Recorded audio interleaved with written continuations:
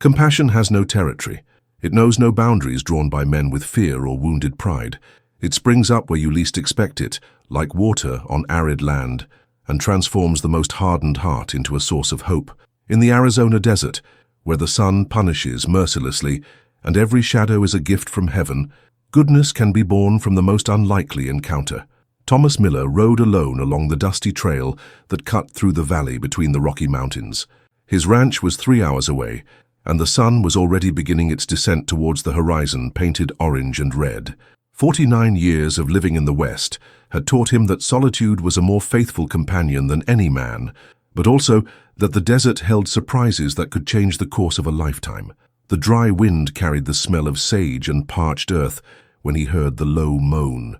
It was a sound almost lost between the clatter of his horse's hooves and the creaking of the worn leather saddle. Thomas pulled the reins and stood still, listening.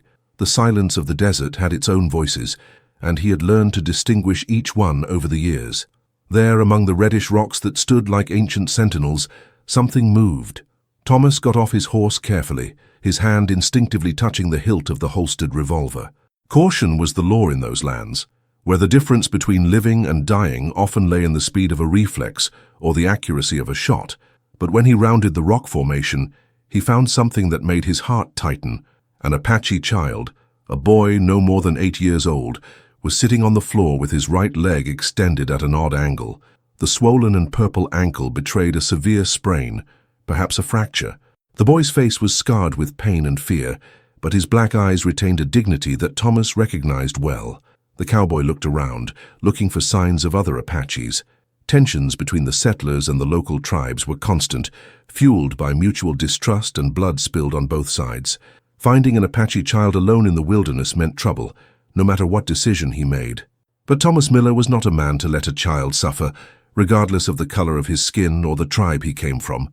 He approached slowly, his hands open and visible, speaking in a low and calm tone.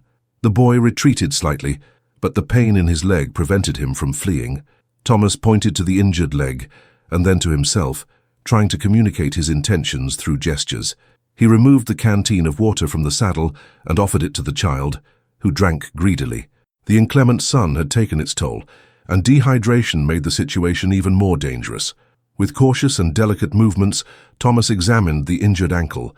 It didn't look broken, but the twist was serious enough to prevent any walking. The boy would be easy prey for coyotes or other predators that roamed the desert after dark. The decision Thomas made at that moment would change not only the child's fate, but also his own. He lifted the boy in his arms carefully, feeling how his small body trembled with pain and fear. The weight was almost negligible, but Thomas knew he was carrying something much larger than an injured child. He placed the boy in front of his saddle, adjusting him so that the injured leg was supported without additional pressure. The horse, accustomed to the presence of its owner, remained calm even with the extra passenger. Thomas mounted behind the child, holding the reins with one hand and keeping the other around the boy to keep him from falling. The journey to the nearest Apache village would take more than an hour, traversing rugged terrain under the sun that still lashed mercilessly. But Thomas knew the land as he knew the lines of his own hand, and he knew exactly where to find the camp that lay near the dry river. During the journey, he felt the boy gradually relax against his chest. The child had realized that he was in no danger, and this simple confidence touched something deep in the cowboy's hardened heart. Thomas hadn't felt such a sense of purpose, such certainty that he was doing the right thing, for years. The shadows were getting longer when they finally spotted the first tents in the Apache village. Smoke rose from several fires, and Thomas could see figures moving between the dwellings. His approach did not go unnoticed. Warriors emerged from the shadows as ghosts, bows in hand and faces painted for war. Thomas stopped the horse at a respectful distance and raised one hand in peace. With the other, he pointed to the child in his arms, making it clear that his intentions were peaceful. The boy shouted something in Apache, and Thomas saw the recognition on the faces of the warriors. An older man, clearly the chief of the tribe, approached with measured steps. His face was a mask of distrust, but his eyes shone when he saw the child. Thomas got off his horse slowly and handed the boy into the chief's outstretched arms. For a moment, the world seemed suspended in time. The old Apache quickly examined the child's wounds, then looked up at Thomas. There was something about that look that the cowboy couldn't fully decipher, a mixture of gratitude and appreciation that made him feel like he was being weighed on an invisible scale. The chief said a few words in Apache, and Thomas could tell from the tone that he was not a threat. It sounded almost like a thank you, though pronounced with the solemn dignity of someone who rarely had to express such a sentiment to a white man. Thomas nodded, mounted his horse, and walked away from the village unhurriedly. He didn't look back, but he could feel dozens of eyes following his every move until he disappeared among the rock formations. What he had just done ran counter to everything he had been taught about dealing with the Apaches, but his heart was at peace. The moon was already high when it finally reached his ranch. The stars shone like diamonds scattered on black velvet, and the night air brought the relief of coolness after the oppressive heat of the day. Thomas tended to the horse, checked on the cattle, and prepared for another lonely night, not imagining that he had planted the seeds of something that would blossom in a totally unexpected way. As he prepared for bed, Thomas Miller had no way of knowing that his decision to save an Apache child would echo through the mountains and reach the ears of warriors who had not known peace with the white man for decades. The wilderness held secrets, and some of them were about to reveal themselves in ways that would change his life forever. Dawn in the desert is a promise that is not always fulfilled in the same way. Sometimes it brings hope painted in golden hues over the distant mountains. At other times it awakens with omens written in the dark clouds that gather on the horizon. On that September morning, the sun rose differently, carrying with it an energy that made the animals restless and made the air denser than usual. Thomas woke up before the rooster crowed, as had been his custom for more than 2 decades. His ranch was not large, but it was prosperous enough to support 50 head of cattle and 2 horses of good lineage. The property was strategically located in a valley protected by natural rock formations, with access to a small stream that never completely dried up, even in the cruelest summers. He cooked breakfast in silence, his movements automatic after years of solitary routine. Scrambled eggs, slices of smoked bacon, and stale bread soaked in skillet sauce. It was simple food, but it sustained a man through the long hours of work under the relentless Arizona sun. As he ate, Thomas couldn't get the image of the Apache child's dark eyes out of his mind. There was something in that look that bothered him, not because of the distrust or fear he expected to find, but because of the absolute confidence that the boy showed after the first moments. It was as if the child knew from some ancestral instinct that Thomas posed no danger. After finishing the meal, he went out to check on the cattle. The morning air still carried some of the coolness of the night, but one could already feel the promise of warmth that would come as the day progressed. The animals grazed quietly near the stream, and everything seemed normal on the surface. But Thomas had learned to trust his instincts, and something in his surroundings made him alert. It was then that he noticed the silence, not the common silence of the desert, but a total absence of sounds that there should be. No birds sang in the sparse trees, no insects buzzed among the undergrowth. Even the wind seemed to have stopped blowing, leaving the air still and heavy like an invisible shroud. Thomas walked to the barn to fetch the day's work tools. He intended to repair a section of the fence that had been damaged during the last storm, work that could not be postponed if he wanted to keep the cattle safe. But when he came out of the barn with hammer and nails, his attention was captured by something that made his blood run cold in his veins. Dust. A cloud of dust was approaching the main trail that led to the ranch, but it wasn't the dust kicked up by 1 or 2 people. It was too dense, too extensive, the kind of cloud that only forms when many horses gallop together in tight formation. Thomas dropped his tools and ran to the house, where he kept an old pair of binoculars that had belonged to his father. With slightly trembling hands, he adjusted the focus and directed the lens toward the oncoming cloud of dust. What he saw made his heart race. Knights, dozens of them, and even from a distance, Thomas could make out the characteristic outlines of Apache warriors, feathers in their hair, spears raised, horses painted for war. They came towards him with determination that left no room for doubt about his intentions. For a moment, panic threatened to take over his thoughts. Thomas had heard stories about attacks by Apache groups on isolated farms, raids that left only ashes, and painful memories to tell the story. But he forced himself to remain calm and think clearly. Running away would be useless. On foot or even on horseback, he would never be able to escape so many warriors in open terrain. He went back inside the house and checked his weapons. 2 revolvers, a rifle, and enough ammunition for a prolonged battle if necessary. But deep in his heart, Thomas knew that armed resistance against such numerical superiority would only be a more violent form of suicide. He decided to face the situation in the only way that made sense, with dignity. He holstered one of the revolvers and left the other on the kitchen table. The rifle was leaning against the wall, visible but not threatening. If the Apaches came with hostile intentions, they would at least die knowing that Thomas Miller was no coward. The cloud of dust was getting closer and closer, and now he could hear the sound of hooves hitting the parched ground. It was a rhythmic, almost hypnotic sound that grew in volume like the beating of a gigantic heart. Thomas left the house and stood on the porch, his hands relaxed at his sides, awaiting what fate had decided for him. When the riders finally appeared at the turn of the trail, Thomas felt as if time had slowed down. There were more than I had imagined. 70, maybe 80 Apache warriors on war horses, forming a perfect semicircle around their ranch. Their faces were painted with red and black paints, symbols that Thomas could not decipher, but that certainly had deep meanings in the tribe's culture. In the center of the group, mounted on a magnificently ornate white horse, was the same chief who had received the wounded child the night before. His face was a mask of absolute seriousness, but his eyes studied Thomas with an intensity that seemed to penetrate to his soul. The silence that followed was deafening.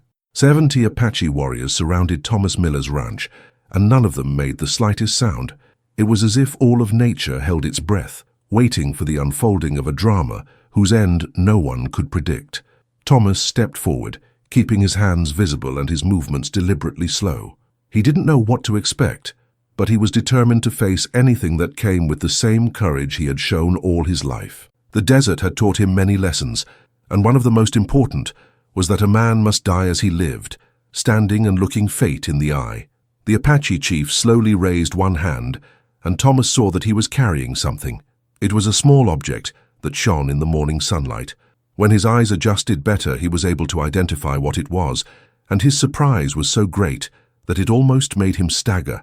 It was a necklace. An Apache necklace made of colorful beads and small bones engraved with sacred symbols.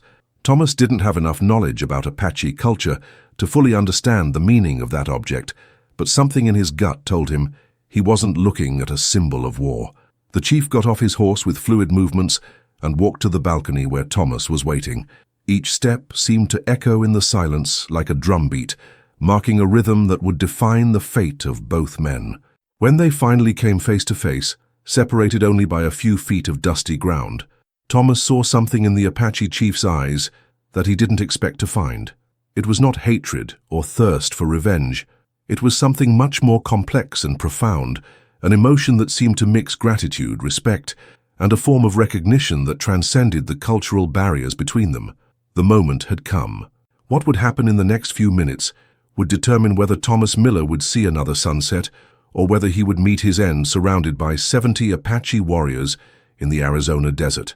There are moments in a man's life when time seems suspended between two worlds. One foot in the past that brought him there, another in the future that he still can't glimpse. Thomas Miller was living one of these moments, standing on the porch of his house while 70 Apache warriors watched him in absolute silence. The chief of the tribe stopped 3 meters away, the sacred necklace still held in his hands. Her eyes studied Thomas with an intensity that seemed to read every line of his face, every scar that marked his story, every trace that revealed the man he really was beneath the skin tanned by the desert sun. Then, quite unexpectedly, the Apache chief spoke in English. His voice was deep and paused, loaded with the weight of wisdom accumulated over decades of leading his people through the hardships imposed by the expansion of white settlers. What he said was only 3 words, but each one of them struck Thomas like a thunderbolt. "You saved Little Wolf." Thomas felt as if the ground moved under his feet. Little Wolf. That was the name of the child he had rescued the day before. The boy was not just another member of the tribe. From the way the chief pronounced the name, and from the almost imperceptible reaction of the other warriors when they heard these words, Thomas understood that he had saved someone very important. The Apache chief continued, his voice maintaining the same solemn tone.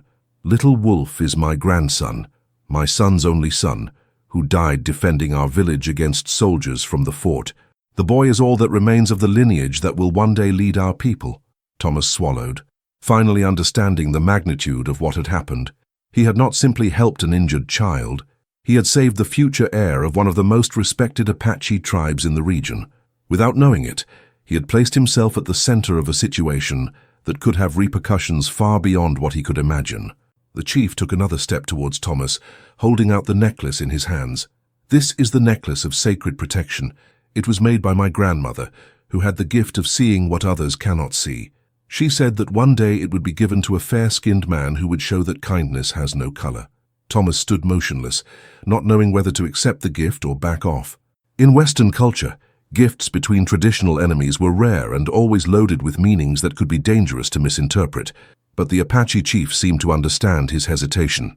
"You don't have to fear. We didn't come here for war. We have come to honor a debt that cannot be paid with gold or cattle. You have given back to my people their hope for the future."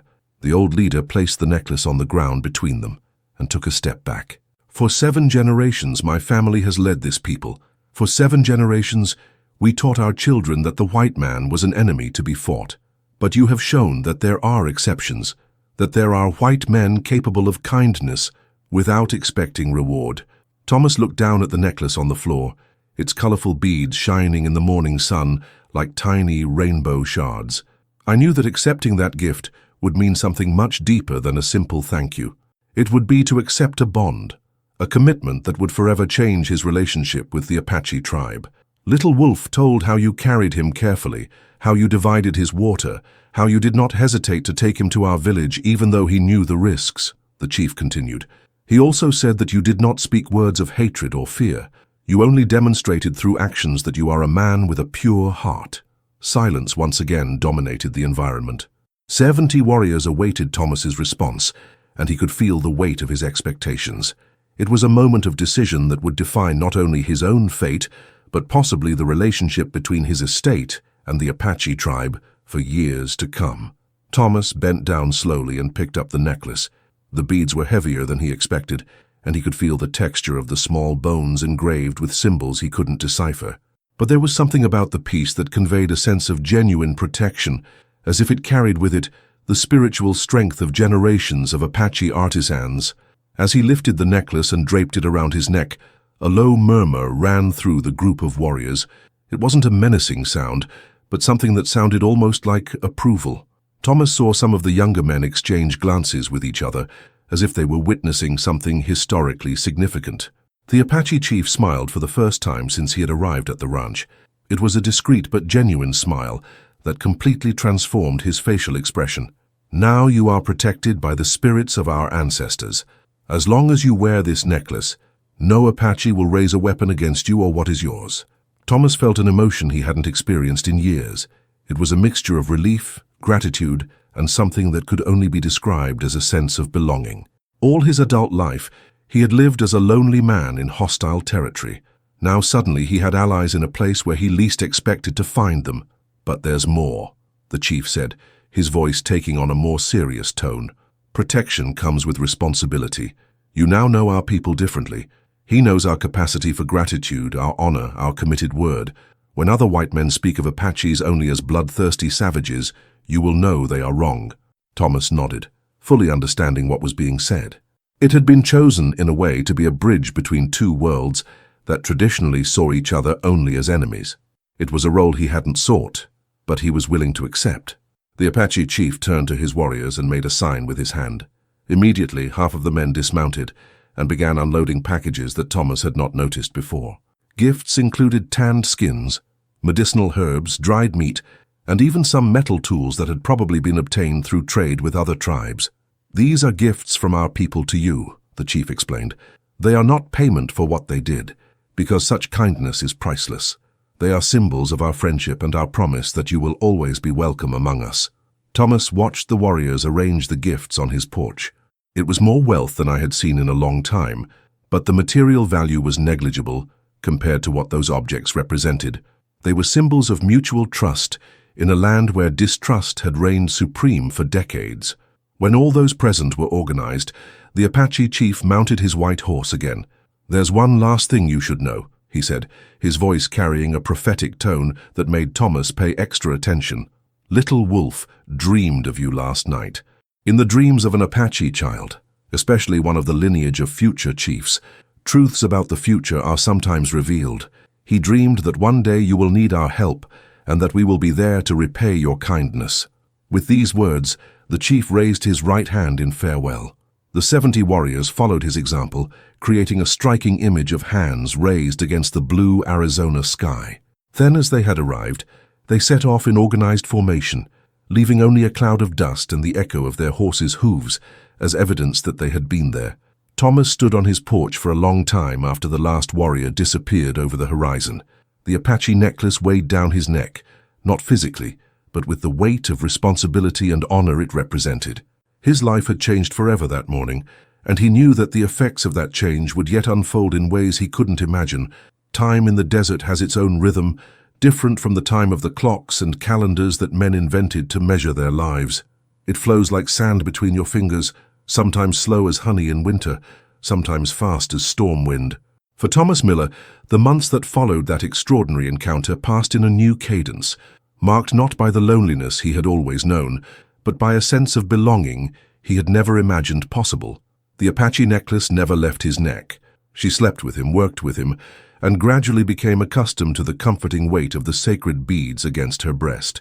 The closest neighbors noticed the change, but Thomas never told the full story. Some secrets are too sacred to be shared lightly, and the alliance he had formed with the tribe was one of them. The first test of this alliance came 3 months later, when a hailstorm devastated much of his corn crop. Thomas was contemplating the extent of the damage, mentally calculating how long it would take him to recover financially, when he heard the familiar sound of hooves approaching. This time, however, there were only 3 knights, led by a young warrior he did not recognize. The warrior dismounted and approached with evident respect. In hesitant English, he explained that he had brought back special seeds from the tribe, hardy varieties that grew well even in soil damaged by hail. They were not a gift, the young man insisted, but a mutual investment. The tribe needed corn for the winter, and Thomas needed to replant his crop. That's how Thomas learned one of the most valuable lessons about Apache culture. They didn't give charity, but always honored their covenants through mutual benefit. During the next few months, other members of the tribe occasionally appeared at his ranch. Some brought medicinal herbs to exchange for tools. Others offered temporary work during busy cattle seasons. Slowly, Thomas began to learn a few Apache words, and the visitors improved their English. The conversations evolved from simple gestures to discussions about climate, livestock, and even philosophy about life in the desert. Thomas found that he had much more in common with these men than cultural differences might suggest. The most significant moment came at the end of the first year after the encounter with Little Wolf. Thomas was repairing a fence when he saw a small entourage approaching. This time, it wasn't just warriors. There were women, children, and in the center of the group, mounted on a pony painted with colorful symbols, was Little Wolf. The boy had grown during those months, and his leg was completely healed. But more important than the physical recovery was the confidence he radiated. He dismounted on his own and walked to Thomas with the dignity of someone much older than his 9 years. In carefully rehearsed English, Little Wolf said, "My grandfather told me to come and thank the man who taught me that goodness has no boundaries. He said that when I am chief, I must always remember this day and this lesson." Thomas knelt down to stand at the child's height, and saw in the boy's black eyes the same ancient wisdom that he had recognized in his grandfather. "You don't need to thank me," he replied. "Anyone would have done the same thing." Little Wolf shook his head seriously. "No, Mr. Thomas. Many white men would have let an Apache child die in the desert. You chose to be different. My grandfather said that this choice changed the destiny of our peoples forever." The child then handed Thomas a small carved wooden object. It was a miniature horse, perfectly sculpted, with details that showed hours of careful work. "I did it for you," said Little Wolf, "to remember that even small things can be important." Thomas held the small sculpture, feeling the smooth texture of the wood polished by the small hands that had created it. It was a simple but meaningful gift that touched her heart more deeply than all the treasures she had received from the tribe. That night, after the entourage left, Thomas sat on his porch watching the stars. The Apache necklace weighed comfortably around his neck, the small horse sculpture rested in his hands, and for the first time in decades, he didn't feel alone in the vast Arizona desert. The years that followed brought changes to the entire region. New settlers arrived, railroads were built, and tensions between whites and Apaches intensified in other parts of the territory. But in the small valley where Thomas Miller's ranch once stood, an unusual peace prevailed. Merchants passing through the region commented on the phenomenon. They told of a farmer who had achieved something that the American army had not, to establish peaceful relations with one of the most feared Apache tribes in the region. Some tried to find out his secret, offering money for information, but Thomas always replied in the same way. There is no secret. Just treat people with the same humanity you'd like to receive. Little Wolf grew up to become one of the most respected warriors in his tribe. Whenever he passed near Thomas's ranch, he stopped for a visit. Over the years, conversations have evolved from hesitant English to fluid discussions about politics, philosophy, and the challenges of leading people through difficult times. The Apache chief lived to be 83, long enough to see his grandson assume leadership of the tribe with the wisdom and compassion he had always expected of him. On his deathbed, he sent for Thomas for one last conversation. "You saved more than my grandson's life that day," the old leader said, his voice weak but still charged with dignity. "You saved the soul of our people." Little Wolf grew up knowing that goodness exists in all races, and he will teach this to his children. Thomas held the dying chief's hand, feeling how it trembled with the final effort of a life dedicated to protecting his people. "So you taught me as much as I taught him," he replied. "It showed me that honor and wisdom do not depend on the color of our skin or the language we speak." The Apache chief died that night, and Thomas was one of the few white men invited to the funeral. He stood in respectful silence as the tribe sang the ancestral chants that would guide the leader's spirit to the eternal hunting grounds. Years later, when Thomas already had completely white hair and deep wrinkles marking his sun-tanned face, he still wore the Apache necklace. The small horse sculpture took pride of place on his desk, and the walls of his home were decorated with gifts he had received from the tribe over decades of friendship. Occasional visitors asked about them, and Thomas always told the story of Little Wolf. It talked about how a simple act of compassion had changed not only his own life, but the fate of two communities that saw each other as natural enemies. The lesson Thomas learned on that distant day in the Arizona desert has echoed through the years. Kindness is a universal language that transcends all barriers created by fear and ignorance. A man can choose to build bridges or walls, and that choice defines not only his own destiny, but also the legacy he will leave for future generations. Thomas Miller's ranch became a symbol that peace was possible even in the most hostile territories, living proof that human compassion can flourish in the most unlikely places. And it all started with an injured child, a lonely man, and the simple decision to do what was right regardless of the consequences. In the Arizona desert, where the sun punishes both the righteous and the sinners, Thomas Miller learned that sometimes the purest justice comes disguised as simple goodness, and that the smallest acts can have the most lasting consequences. Their story has become a legend, told around the campfires for generations, reminding everyone that humanity flourishes when we choose to see each other not as strangers or enemies, but as part of the same human family lost in the vast wilderness of existence. If this story of compassion and honor in the Arizona desert has touched your soul, get ready for more epic adventures of the American Wild West that will stir your emotions. Subscribe to the channel so you don't miss any of the upcoming stories of brave cowboys, sunset duels, and encounters that forever changed the fate of the wilderness.